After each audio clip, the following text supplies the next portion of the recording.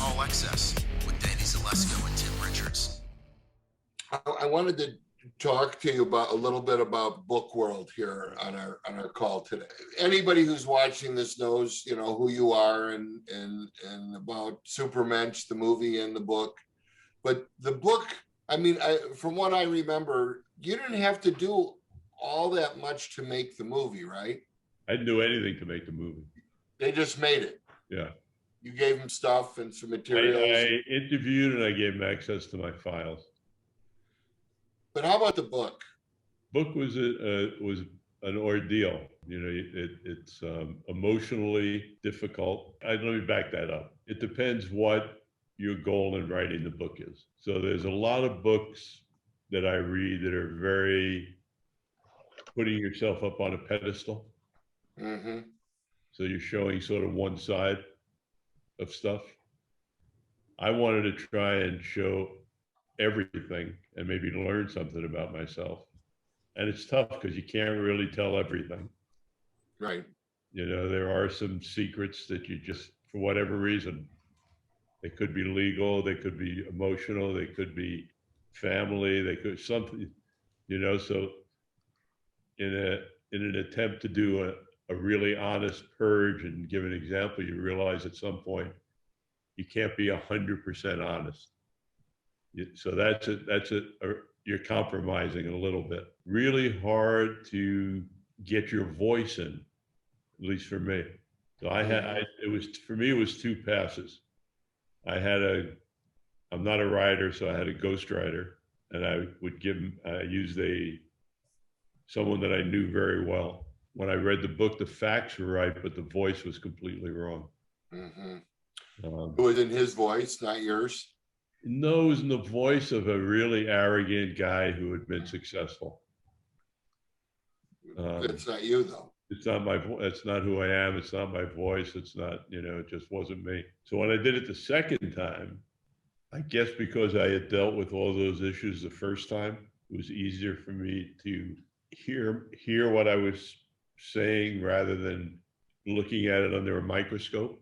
Mm-hmm. And I had this amazing revelation when I was doing it, which was very personal. I had always thought that I loved my father, which came across in both versions. He was the light of my life.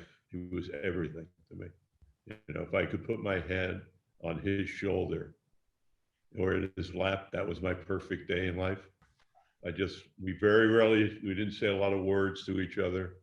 I just loved him, but I always thought of him as one of the weakest people I ever knew. Mm-hmm. So I had some sympathy for him as well as this huge love. And when I read back the book in the wrong voice, but facts were right, I realized he was the strongest man I ever knew ever, because he had a life before me. There was a really full, happy life that I never even got to see until after he died, just by looking at his pictures and see that he was a handball champion. I never knew he was an athlete, that he was a playboy. So the last thing I ever would have thought in my life, he had cards saying Ben Gordon available for parties. He worked at a brewery. I didn't know he had a house in Staten Island, 24-hour-a-day beer keg going, partying. But he gave everything up, lived this really quiet life to make his $8,000 a year so he could feed me and get me a roof over my head and, you know, get me to go to college. You can't get any stronger. That's beyond, I can't be that good. I still self-indulge. He never bought himself a shirt. He never bought himself a suit. I always felt sorry for him. I thought he just didn't care. He never went out drinking with his friends. He didn't do anything. All he did was raise me, and very quietly. So anyway, for me, the book was gigantic, but definitely difficult, and time consuming and all that stuff. When I was doing mine, I did the ghostwriter thing too, because I had no idea about how to put it together. And once that part of it, though, once you got over the humps, in my mind, the hardest part was just getting the stories down, and you're thinking about the order they have to go in. And there's no sense in thinking about that till you have everything written and you can shuffle it around into the order that you need. The easiest chapter I wrote was about you and Alice. It was, you know, I've told the story a couple times. So that was good. Somebody asked me today, all right, at an interview, they went, tell us about, all right, we're just going to give you names. And they said, Shep Gordon. I said, fist fight. Can Next. we talk about that a little bit? Well, sure. Before I started promoting concerts, before I ever booked a show, before I had a company or anything to do anything with, I latched on with some Bill Graham shows. Who did Larry Hitchcock work for you and Alice or Bill? Yeah, he worked for me. So Bill hired him later. So Larry Hitchcock, I didn't know anybody. It was 1973. I was 18 years old, and I was driving my brother's 63 spray painted yellow Dodge Valiant down Van Buren, and Larry Hitchcock standing on the side of the road with no shoes on, hitchhiking. And I picked him up and I said, dude, you got no shoes on? He goes, yeah, can you take me by a store in Tempe? Are you going that way? And I said, yeah. We talked and he told me who he was and what he was doing. And he invited me to come down and work security at the Alice show. And I didn't know Shep, I didn't know Alice, but I knew of Alice's music. And I got down there on the Friday or the night before the show, I think it was Friday. And there was a party at a club, and Ainsley was there, and Flo and Eddie, and some of Alice's band was there. I don't know if you guys were there or not. But the next day I walked into the arena during the afternoon, and I wandered into Alice's dressing room, and it was a scene out of Wayne's World where he was sitting in the corner drinking a Budweiser. And I said, oh, sorry, Alice. And he goes, no, come on in. And Shep comes in and goes, who in the hell is this? What are you doing here? Oh, it's my new friend. 10 minutes. We ended up, I was assigned to do security right in front of the stage. Long story, but I got an injury on my arm. Some guy thought my scab should come off my arm. And I was going to get it addressed and looked after it. And we got knocked over by Shep and Bill Graham, who were in a fist fight. and the looks on everybody's faces. But you know that thing like the Roadrunner where they're moving around like this fast? That's what these guys, they're punching. and they're landing them. They're landing hard shots in the body and the head. And they went down the hallway where I was sitting with Alice. And they went through every room. It was like a movie. And every time they came out in the hallway, they hit each other harder.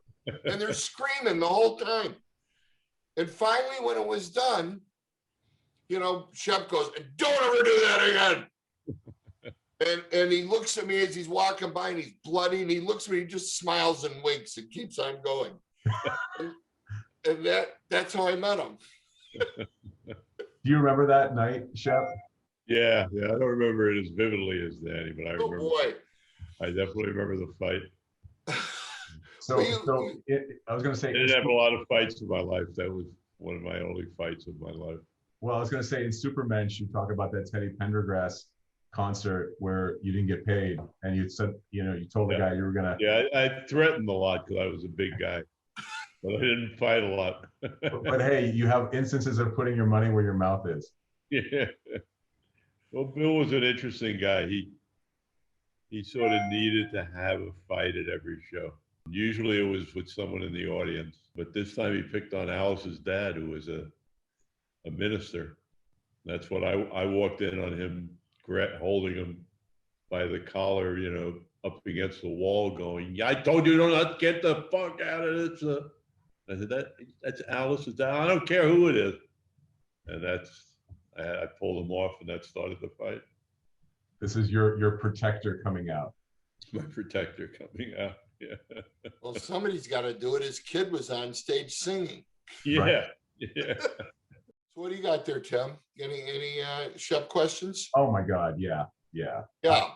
So Danny and I have been doing this for a few months now, and it's been a lot of fun, and we've had a chance to talk to a lot of people. But I got to say, Shep, there's been nobody that I've been more excited to talk to than you, for a million reasons. You are, you know, the commercials for the most interesting man in the world. I think that's you. Thank you. Yeah, and you know, just my first question is, as a parent of a teenage daughter who just graduated high school yesterday. Congratulations. Thank you very much. A lot of kids today are having struggles with anxiety and, you know, being comfortable in their own skin. And you seem like a guy who's always been comfortable in your own skin. I don't know if that's the case, but if it is, what's your secret? What advice do you have? Yeah, no, I definitely am not someone who was comfortable in my own skin. You're not. I wasn't. Okay. I mean, I definitely was sort of aware that I was headed for a crash. I was very successful, young age, had all the signs of someone who should have been happy. But when I looked down, my knee was shaking. There was sweat under my armpits. You know, a lot of self-worth issues, just a lot of stuff. And it was at a time when everyone around me was dying. You know, Morrison gone, Joplin gone, all the people who became successful gone. I got really lucky. I got lucky because I realized I was in trouble. I didn't quite know how to get out of trouble. It's really hard when you're in the midst of those issues to get out. And I think most people go through at some point, to some degree, some kind of issue like that. For me, I got really lucky. I had an epiphany moment in a room with a lot of people who should have been happy but weren't.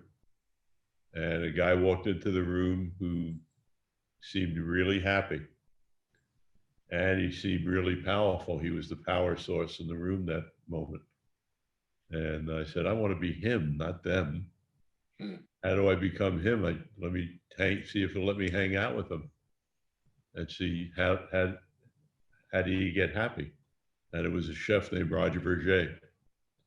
And he let me hang out with him. And I started to get a sense of his path to happiness, which sort of related to I had been searching for a while once I realized that I wasn't headed in a good direction. So there was a philosopher named Joseph Campbell who talked about taking 20 minutes a day, going in a room or someplace and doing something you loved.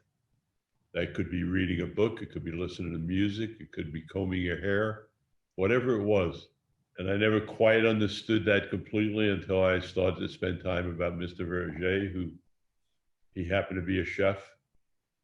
And the joy he had when he cooked a meal for somebody was so different than the joy I had seen from like an agent raping a promoter. The derivation of the joys were so different. So service, which is a word I had heard my whole life, that service made you happy. I saw it in act. I was lucky enough to see it in action. And then I just kept looking for more mentors. I looked for happy people. I had the fortune of being in a room with the Dalai Lama. He had that same joy that the chef had when I was in the room with him. I figured out a way to be close to him and see what made him happy. And it was service and compassion. All the same things that made Mr. Verger happy, the same things that every religion tells you make you happy. The same thing, you know, that they all say it, it's just hard to hear it or understand it. And by practicing it, I actually became much more comfortable in my skin. So I think, you know, it's like everything else, it's work. It's not, oh, I'm going to be happy. Right. oh yeah, let me take this pill. I mean, I took enough drugs to know that you can't take a snort to make you happy. You can for that second, but you need, you know. So there's nothing in life that's good that comes like that I've seen so far. And I think getting comfortable in your skin takes work. If you don't, I think, you know, when you're a baby, you have that innocence, but we all get beat up in so many ways along the way that by the time you get to be an adult taking care of yourself, you've lost all that innocence and you're just completely confused about what am I doing here? What am I supposed to be doing here? What's it all about, Alfie? All those kind of things. So that's a long answer to a short question. But It's a great answer. And so, you know, just to summarize, for anybody who's having struggles from a happiness standpoint, anxiety, I heard two things. One, you know, find something that makes you happy. But I think maybe more important is serve others and make other people happy. Go to a homeless shelter and feed them one day. Help feeding them. Go do some things of service, and you'll see that it's not only is a great thing to do, but it'll show you how lucky you are. Yeah.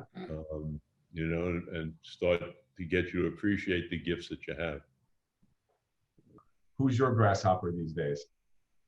I don't think I really have one. I get a lot of requests.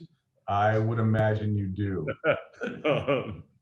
But I think I had a lot of younger people who came through my business who I like to think I helped. But I'm sort of inactive now. I just had a baby. I have an 11-month-old baby. Congratulations. So I know that they tend to not want to walk on the same side of the street as their parents at some point in their life. But I hope he would want to be part of a grasshopper. You know, feels like that. So yeah, sorry to interrupt there. I love the epilogue to Supermensch. This is the life that you're living today. You know, when I had the baby, the first text I got was Mike Myers saying, "We have a sequel." Yeah. Yes. Is it everything you thought it would be? Yeah. I had more. Yeah. It's been remarkable. You know, I know that it's Katie and I, my wife, talked about it the last few days. We realize that this is the golden time when it's just pure joy.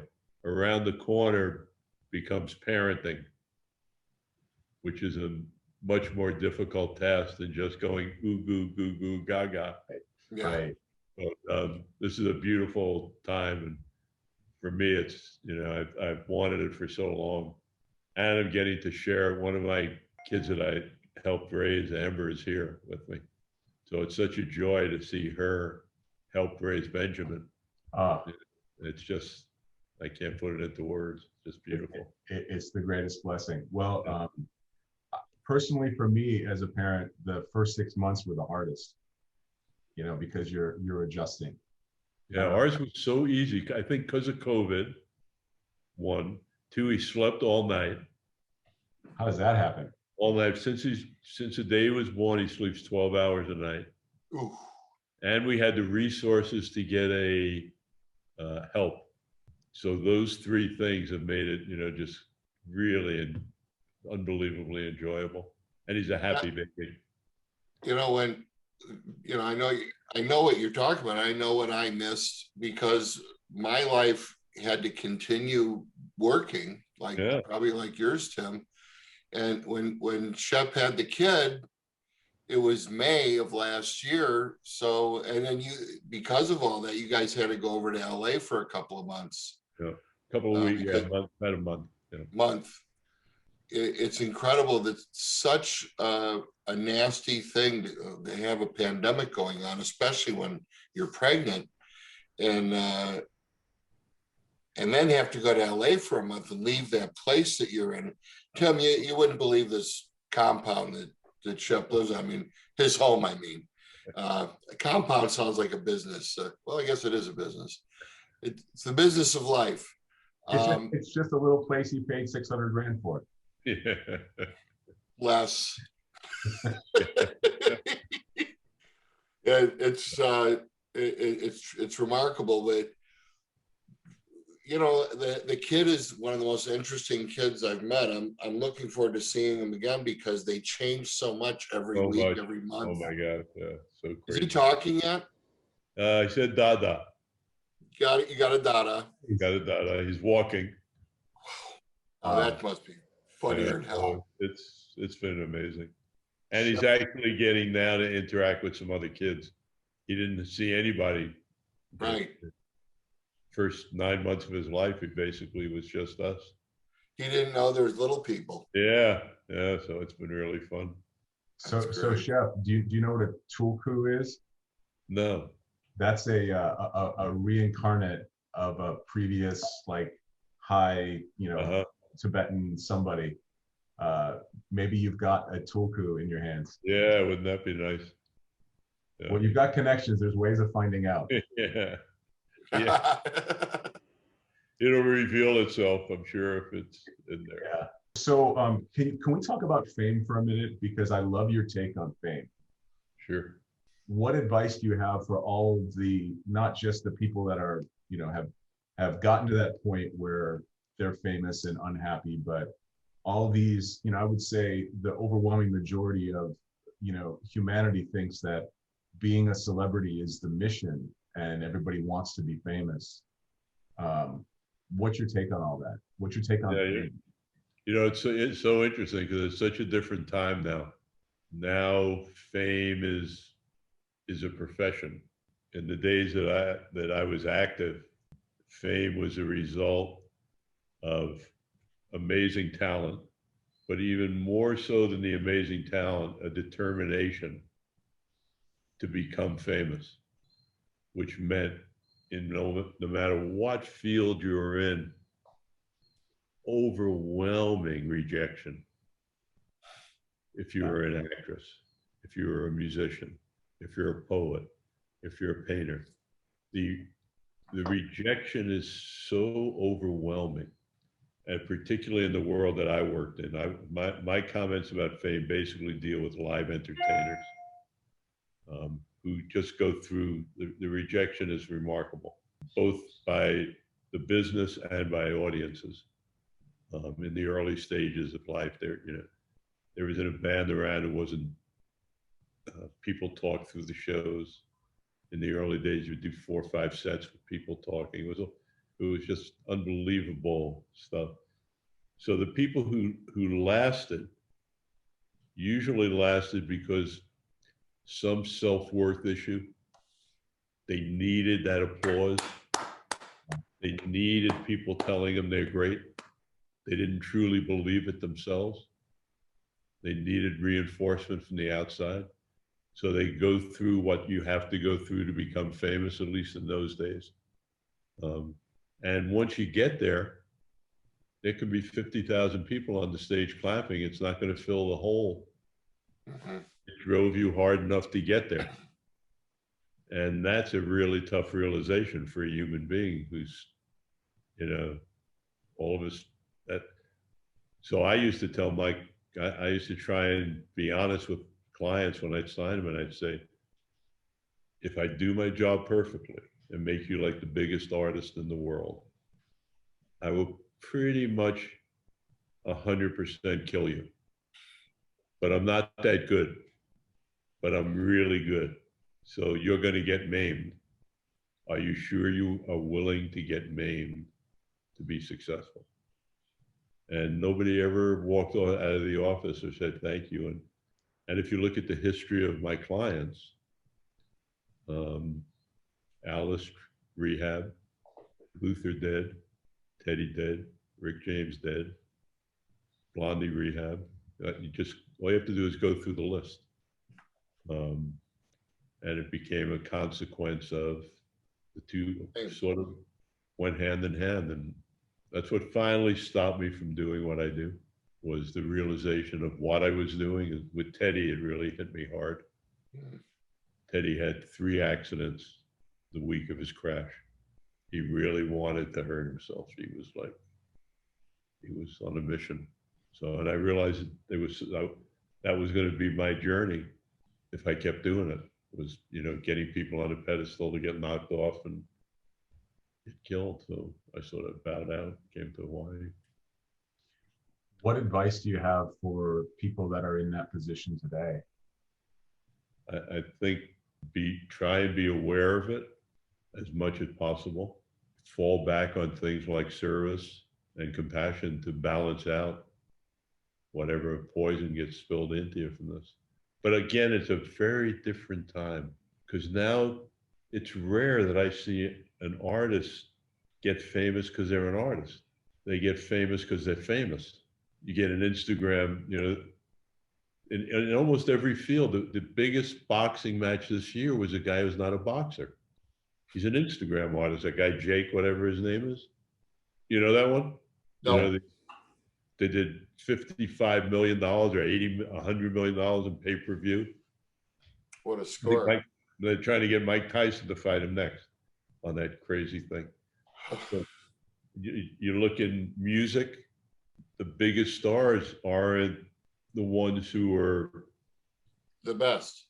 well, I don't want to say the best. They aren't successful because strictly of things people hear. Music is audio. They're the biggest stars because their songs on Instagram, Right. not because someone heard the song and said, it's a different thing. So now the job is to be famous rather than to be the greatest artist who's famous. It's just to be famous. So any way you can get there. I think Paris Hilton and that Russia's thing started it, and the Kardashians. We're Famous for being famous. Yeah, that becomes your craft, which is okay to some extent. But what's happened is that all the artists have been lost in the middle because everybody wants 400 million viewers on Instagram where you're nothing. Very easy to get lost in the mix. Yeah. And not It's a fair. different either. time, but you know, everything changes. You just got to hope that it's for the best in some cases. Maybe something will come out of it. Well, I think a lot of artists could be served just, you know, listening to your advice. I mean, you've been a mentor to many. You know, I don't think an artist ever thinks I better be careful not to let the fame go to my head, right? I mean, Yeah. that's usually not a precursor to whatever they do. They're usually fighting too hard to get famous to let Yeah, that and then come in their head at all. Yeah, yeah. And they're doing it without a roadmap too. Yeah. You know, and it's kind of like walking through the dark in a room you're not familiar with. I mean, Danny's seen acts come and go through the buildings for years, and you see how unhappy some of them are. They make your life so miserable, and they're selling out 20,000 seats to adoring fans. And, you know, as a promoter, you get the tip of the iceberg. So you can feel which are happy tours and which are miserable tours. Yeah. And it's probably a pretty good percentage that come through that are miserable tours where everybody's scared to death of something and, you know, just insanity. But that's what it is. And in my case, over the last few years, though, the nice thing about doing what I'm doing now is I kind of feel like you in the sense that, well, this is why I'm not doing this anymore. I'm not dealing with the freak shows of the current mix of artists that are out there, and they're at a much more vulnerable stage. They're younger, they haven't seen anything or done anything yet, and you got to learn on your own about these kind of things and listen to things when people say something good to you instead of shining it on and continuing stupid things. You know, and it's easy to do stupid things. You don't know they're stupid when you're doing them. These people never wanted to die that died, but they did stupid things and they didn't have anybody warning them or stopping them. Or when people are on a mission, it's hard to stop them. Yeah, in our days, nobody really realized there are consequences. Yeah, it's true. And now people have had a chance, whether they were there or not at that time, they know the stories. You know, I mean, there weren't stories like this in 1965, 1967. You know, it wasn't until the late 60s, early 70s when people just kind of overdid themselves more than they needed to, which is a shame. You know. Well, Here we are. The world that you have seen though, are you more hopeful today in a lot of ways, especially as a father of a 11-month-old? You know, I worry that the world's moving in the wrong direction, but I'm hoping that the humans will come out ahead and reverse it. It's scary to see how much hatred there is, how truth is being completely lost as a metric. It's not even part of an equation anymore, and I don't know where you go when you know, I know how easy it is to manipulate humans when you see, you know, the people in real power trying to do it and do it, you know, all around the world with nobody caring about the people. Just I hope this generation of kids bring some leaders who bring some sanity to the planet. But I hopeful is not the word. I would say concerned Okay. would be more of a word. We've dug a pretty good hole for these kids. I agree with you. I tend to look at the world through rose-colored glasses, but knowing that I'm doing it, you know, so I acknowledge it. Yeah, which is great. It looks prettier that way. Yeah. And I also, you know, believe that it's always darkest before the dawn. And I agree with you, the weaponization of truth and all of this stuff. But if you look at the pros and the cons of all the communication and the accessibility that exists today, there's the upside is that it's really hard to hide from it ultimately. Like the truth will come out. I think we're just in that waking up period now where we realize that, you know, 3/4 of what we're consuming isn't a fact. You know, there's a difference between a fact and someone's opinion or, you know, what somebody presents. Anyway, I don't want to soapbox, but Yeah. No, I appreciate it. I think I think the important thing is if we can have people concerned about it.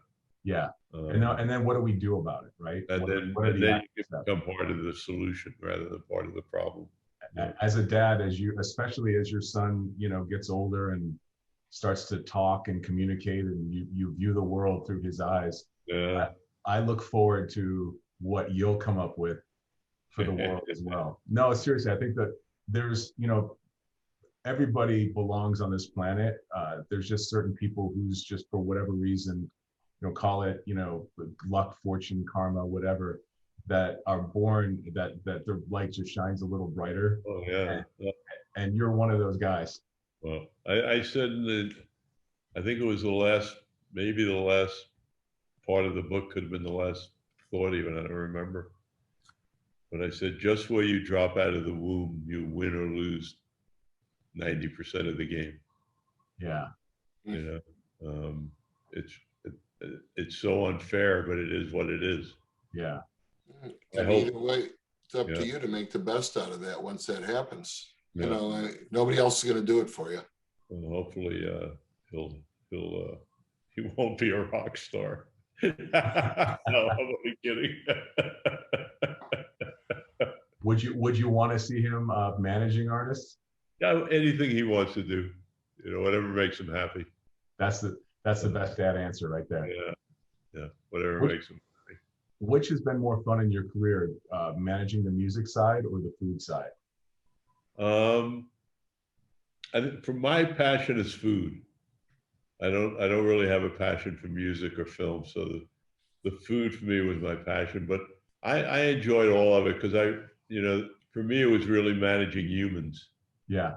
I was so lucky to be around these amazing human beings who allowed me to enter their lives and contribute a little bit. And I got fixed. Someone sent me a Rick James clip the other day, and I forgot all about Rick most of the time. And I'm thinking I spent an hour or two just going through my brain about what beautiful times we had and how much fun and what we accomplished. So for me, you know, my working with an artist was there were certain managers who could make you the most amount of money. And I would tell all my clients, that's not me, because that's not what really interests me. What interests me is is molding the clay, figuring out how are we going to, what do we do? Whether it was for women only with Teddy, or a canon with Alice, or those great lyrics with Rick James. It was how are we going to take your art and translate it into a way that people can really understand it and buy it. So for me, my artists were really, they weren't numbers and here's, you're going to get 20% more. And it was having to really be in the trenches with them. And when you're doing creative work like that, you're fighting it out. It's a very tender ballet between respect and anger, especially in nebulous things where stage shows where you're never going to know if it works till you get it on stage. First thing I had to do with Teddy is tell him, fire the singers. It looks like it's a joke. And tell that to a guy with a #1 record. You gotta, those are life moments where you make bonds with people that are just so you can't talk about it. So anyway, that's for me, that was the joy. And for these artists to allow me to get that moment of joy was fantastic. I used to say my greatest moment was after something worked, being alone in the bathroom, looking in the mirror and going, motherfucker, you pulled that off. And that's what it was for me. I never took the easy way out. I enjoyed going to the cliff, hanging by my fingers and having to make it work. When I talked to Teddy about For Women Only, everybody in his world freaked out. His lawyer resigned because of all the civil lawsuits they were going to get. The record company said they were going to drop him. We can't do this. It's civil rights. You can't say For Women Only. Radio stations were sending back records. We have male listeners too. You can't do this. Maybe you should have said For They Only. Yeah, no, but it worked. It was perfect. It was No, it worked great. Drove him right through the roof. Yeah. So that was sort of, those kind of moments with an artist are special. Neither one of you ever forget that kind of stuff. Do you feel like the hanging yourself out there over the cliff and taking those risks was one of the key elements in your success? Probably, yeah. I think, what it did is it put up a searchlight to other artists that, where did this come from? So they had to be a certain type of an artist. They had to take a chance, but that's what they were looking. I think I was really good at helping an artist hone their audience. Most artists who get successful don't know why, and they don't know how to prolong it. I mean, when I met with Kenny Loggins, he had just come off like 5 or 6 hit records, all soundtracks. And I said, Kenny, 1 or 2 more #1 soundtrack albums, and you're going to be the quickest forgotten artist in the history of the music business. I said, you got to give up this shit. I know it looks easy and it's nice, but you want to be Kenny Loggins or you want to be like a soundtrack guy? And he did it, and he did an album that was the biggest of his career, changed the whole dynamic, became a real artist. Those are the moments that I found exciting, but also then you got to make them work. Yeah. You can get Teddy to say For Women Only, then you got to figure out how do I make it work. It's like, yeah, I got this great idea.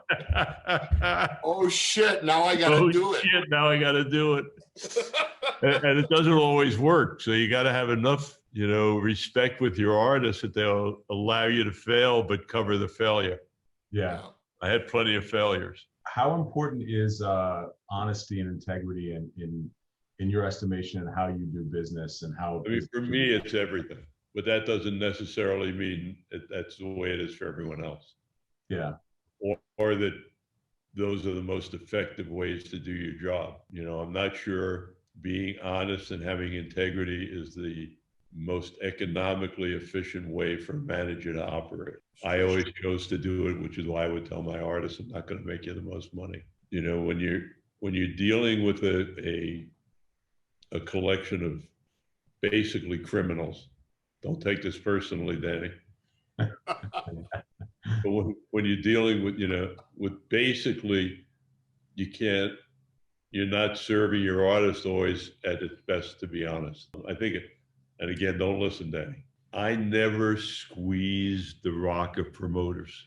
There were certain agents who really squeezed. Like, I had a moment in Alice's career when we sold out everything. I could have really squeezed. And I always felt that it was right for the promoters to make what they made. There were other guys who, went to, I don't want to get technical, but 95 fives or 97 2.5s, which put a promoter in a position where they had to steal, or they couldn't do the show. But yes, you got more money for your artist in that moment.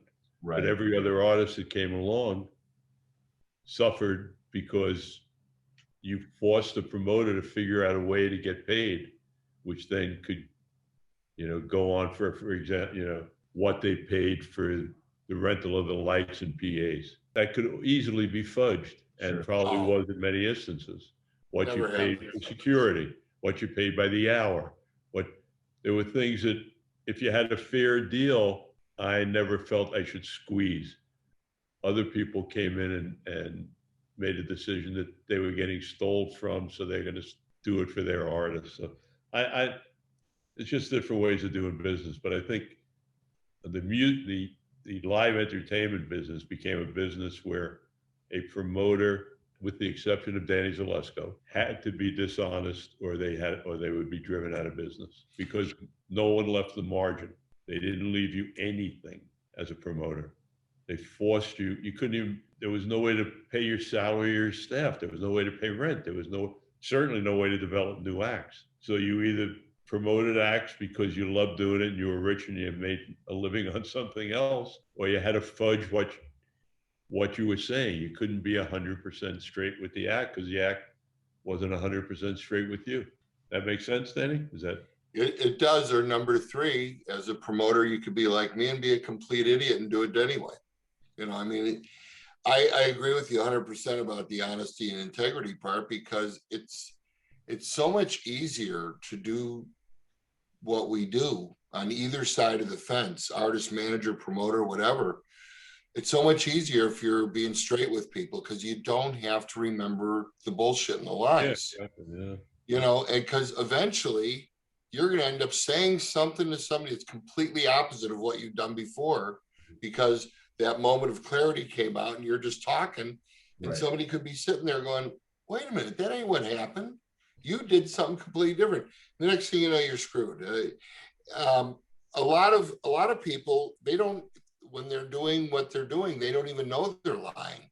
They're so used to, like, this is business, and they write it off to this is business. Right, exactly. It's not, they don't consider it a lie. You're absolutely right, Danny. And it's like what we're seeing, for instance, not to get political, but this whole thing about the January 6th deal that's going on is fascinatingly wild to me.